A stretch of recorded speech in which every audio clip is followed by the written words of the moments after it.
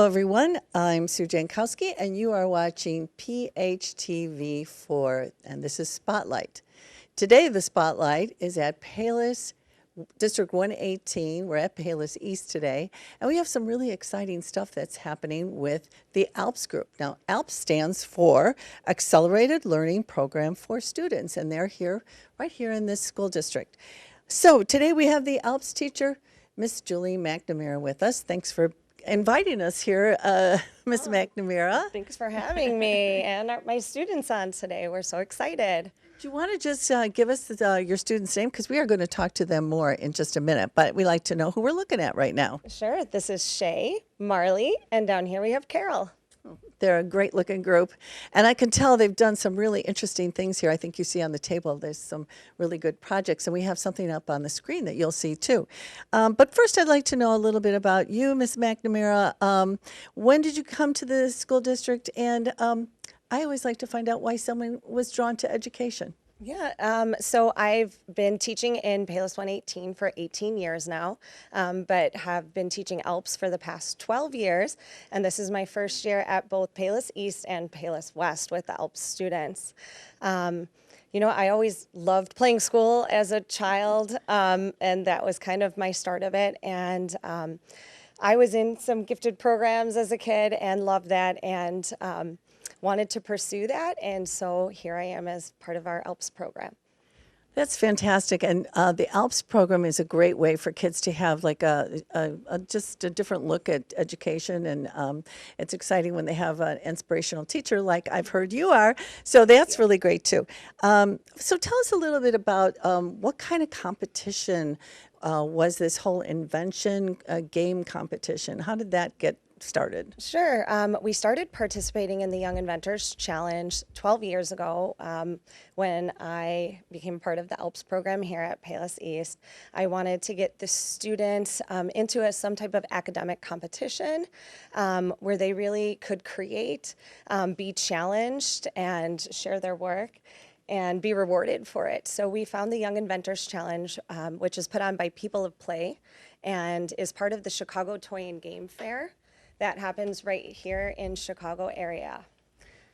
Exciting. So it encompasses many school districts. It does. So anyone ages 6 to 18 can participate in the Young Inventors Challenge.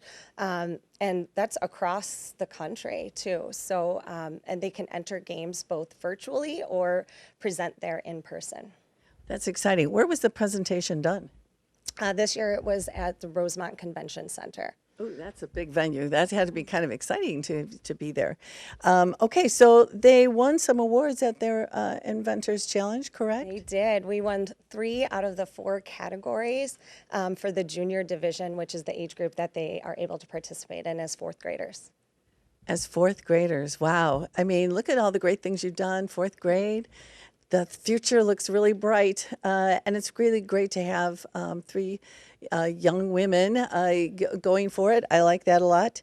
Okay, now when you're there, how does the winner get determined? I mean, there is probably some sort of grid that you numbered and you explain it to people, kind of like the old time science fairs.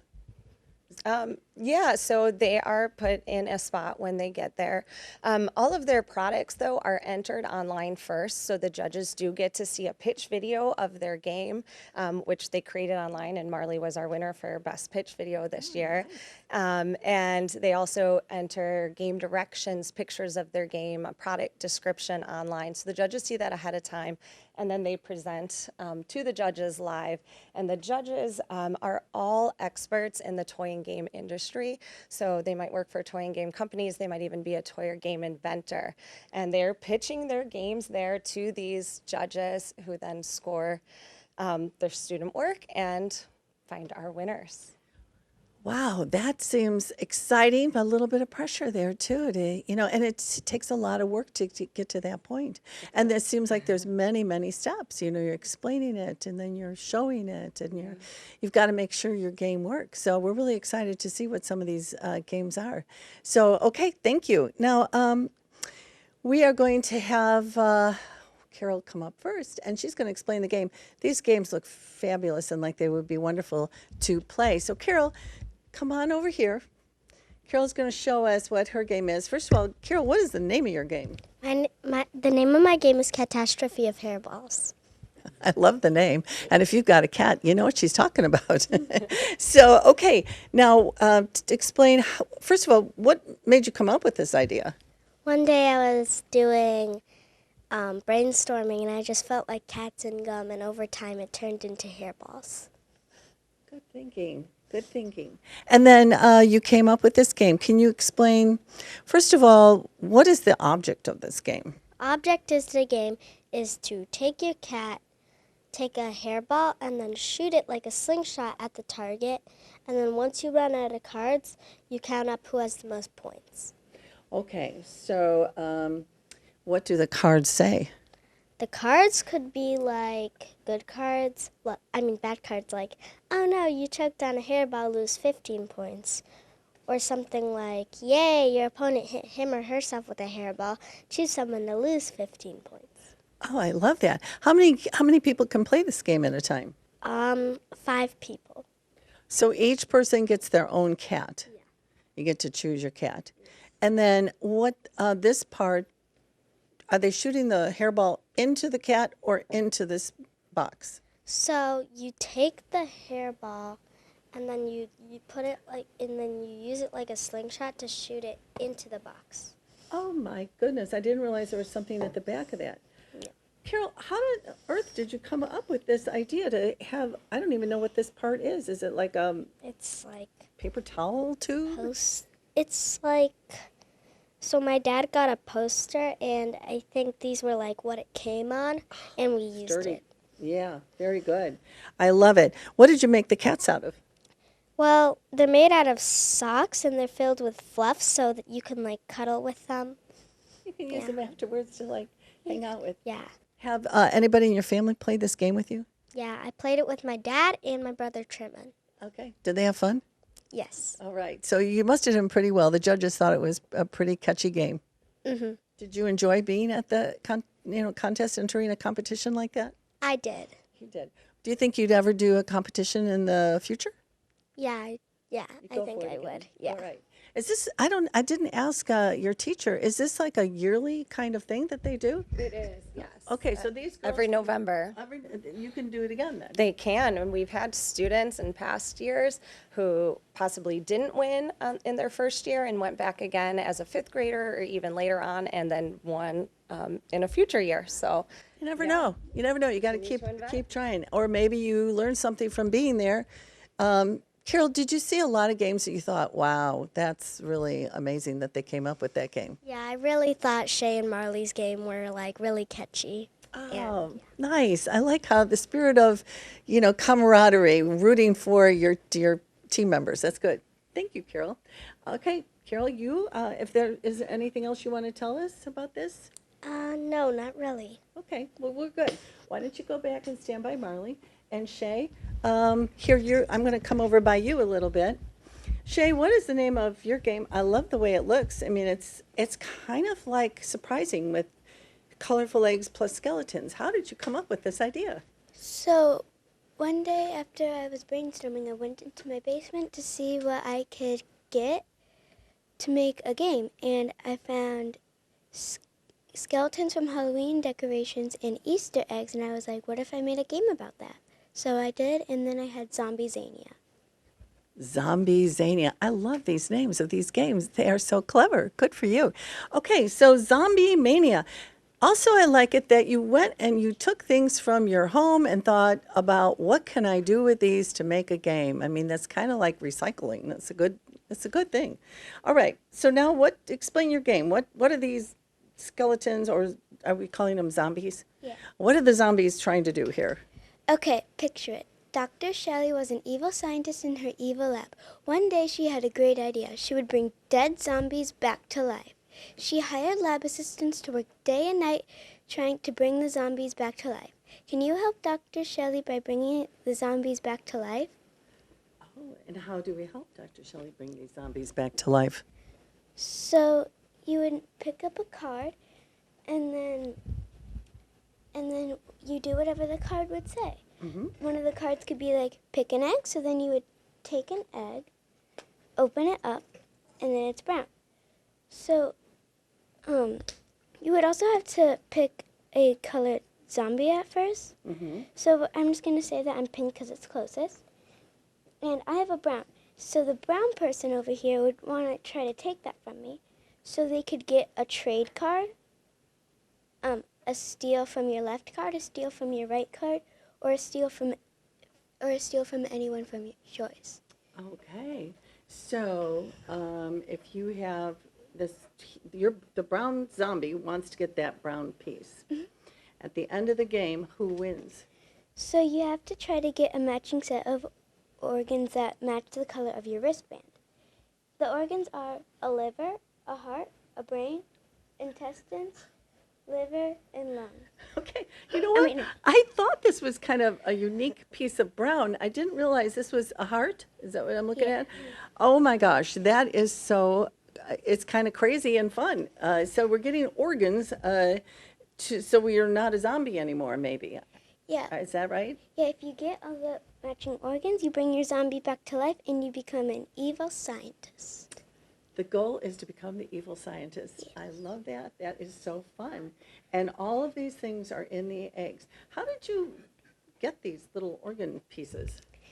So we got clay and then we got the molds and then we let them dry from the molds and then we had the thing. Okay, that is amazing. Boy, you girls are clever. Did you enjoy competing?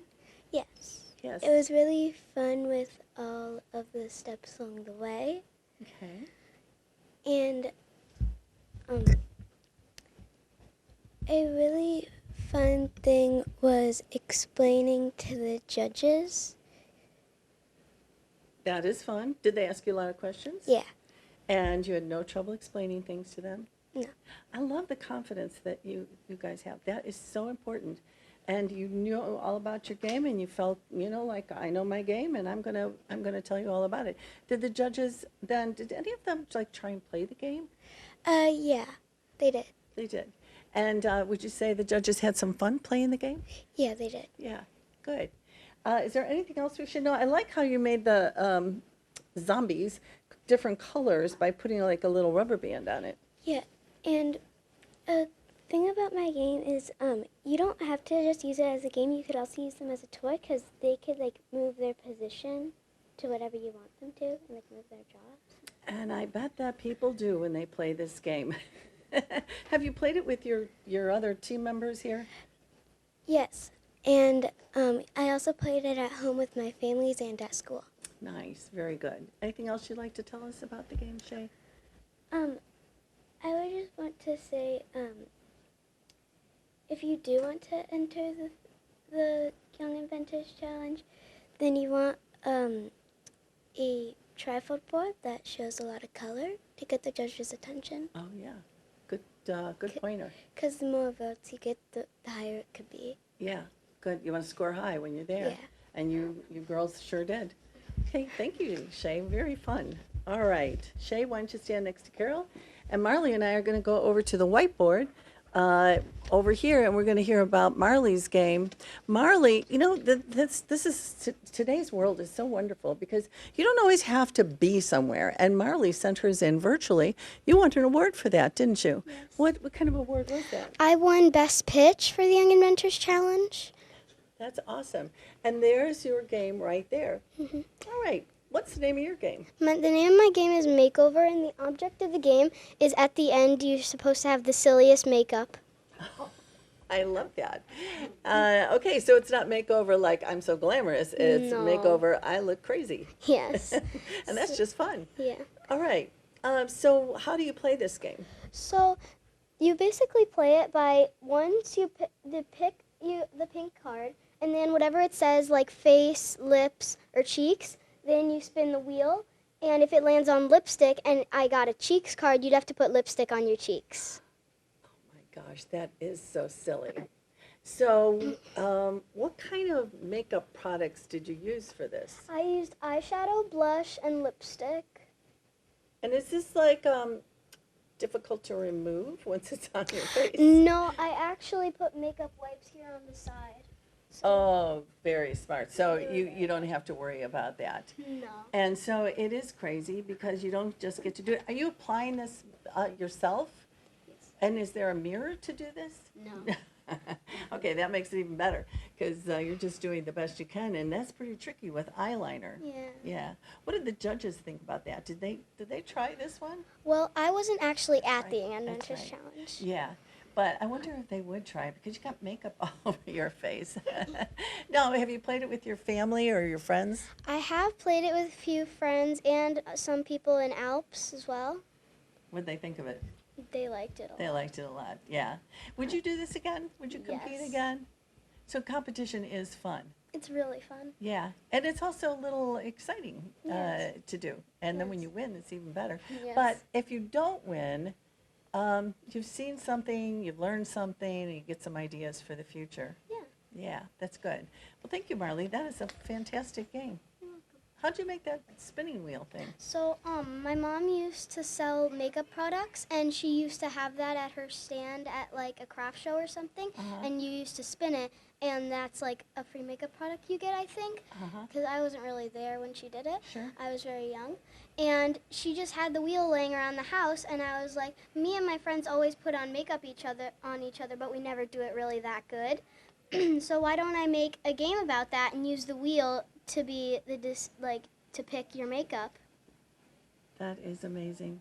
Thank you, Marley. Thank That you. sounds great. Okay, Marley, why don't you go stand by your buddies over there? Now, I do want to say, I want to congratulate you guys because you took products at home, socks and cardboard tubes and decorations and wheels that you already had, which is really kind of important that you were creative and inventive enough to use things you already had. I'm really impressed by that too, and make them like these wonderful games. Congratulations to all of you and your teacher who guided you through this, and that's so important. Yeah. Thanks for explaining all of this to us. Ms. McNamara, do you have anything else that you need to like to add to this?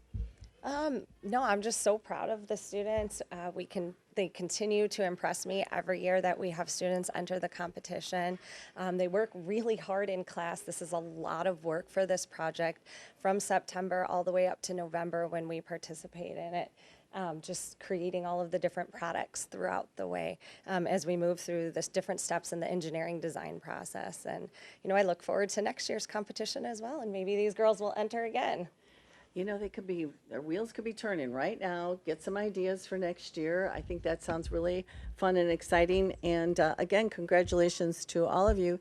And also any other, one of your students who is thinking and maybe wants to do something next year or even did it this year and entered and maybe didn't win the grand prize, but it's still fun to do no matter what. It's a learning thing. Anyone out there? Again, If you're interested, ages 6 to 18, it's a wonderful contest to be a part of. yeah, and you see so many other people when you go to these contests. That's cool. All right.